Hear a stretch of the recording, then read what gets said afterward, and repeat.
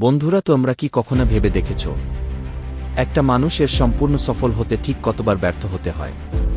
আমি আজকে বলতে চলেছি একটা মানুষের সফলতার পিছনের গল্প। এজন্য ভিডিওটি স্ক্রিপ্ট না করে সম্পূর্ণ দেখার অনুরোধ রইল।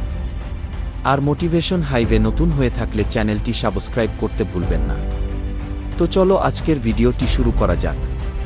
প্রথমত, ব্যর্থতা ছাড়া কোনো মানুষ কোনদিন সাকসেস হতে পারে না। ব্যর্থ হলে ভয় নয়, নিজেকে সাহসী বানাও। ভয় মানুষের জীবনকে আরও কঠিন করে দেয়। দ্বিতীয়ত, পিছনের মানুষের বাজে মন্তব্য, কারণ পিছনের মানুষ দুর্নাম করবেই। সেজন্য পিছনের মানুষের কথার দিকে নয়, তোমার ফোকাস থাকবে তোমার ক্যারিয়ারের দিকে। তুমি যখনই তাদের দুর্নাম এর কথার প্রতিবাদ করবে, তুমি তখনই হয়ে যাবে অমনোযোগী। তৃতীয়ত, লাইফে চলতে হলে কোনো বন্ধুর সঙ্গ নয়, নিজেকে একা রাখতে শিখো আর তোমার লক্ষ্য অনুযায়ী এগিয়ে যাও। চতুর্থ, তুমি কারো কাছ থেকে কিছু নিয়ে সফল হবে এমন চিন্তাধারা পাল্টাও। কারণ মনে রাখবে, মানুষ তোমাকে সফল হওয়ার আগে নয়, সফল হওয়ার পরে তোমার পাশে দাঁড়াতে আসবে।